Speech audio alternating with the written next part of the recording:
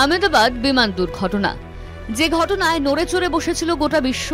ঘটনার কথা মনে পড়লে এখনো গা শিউরে ওঠে। উড়ানের কিছুক্ষণের মধ্যেই ভেঙে পড়ে বিমানটি।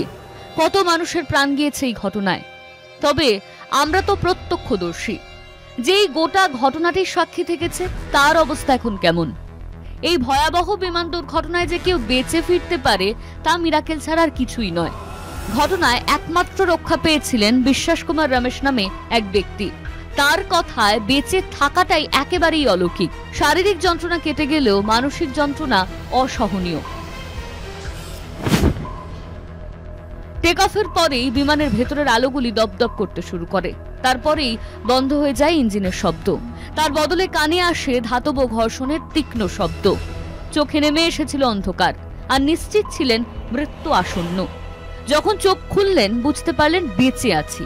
এরপর সিট বেল্ট খুলে বিমানের পাশের অংশটা ঠেলে সরিয়ে দিয়েছিলেন তিনি। তারপরে ধ্বংসাবশেষের মধ্য দিয়ে হামাগুড়ি দিয়ে বেরিয়ে এসেছিলেন রমেশ। ভারতীয় বংশোদ্ভূত ব্রিটিশ নাগরিক রমেশ। দুর্ঘটনার পর ভারতে বেশ কয়েকদিন চিকিৎসা চলে তাঁর। তারপরে তিনি চলে যান ব্রিটেনে। সেই কয়েক মিনিটের ভয়ঙ্কর স্মৃতি এখনো মন থেকে মুছতে পারেননি রমেশ। ওই বিমান দুর্ঘটনায় নিজের ভাইকেও হারান তিনি। ভাইয়ের মৃত্যুতে গভীর শূন্যতা তৈরি হয়েছে রমেশের জীবনে। এখন তার বেশিরভাগ সময় কাটে একা একা। কারো সঙ্গ পছন্দ হয় না, ঘুমোতেও পারেন না তিনি। চোখ বুজলেই ভেসে আসে সেই মুহূর্তটা। কানে আসে বিমানের ইঞ্জিনের বন্ধ হয়ে যাওয়ার নৈঃশব্দ। মানসিক যন্ত্রণার সঙ্গে আর্থিক সংকটেও ভুগছে রমেশ। কবে এই দুর্ঘটনার কবল থেকে মুক্তি পাবে সেই দিনই গুনছে বিশ্বাস কুমার রমেশ।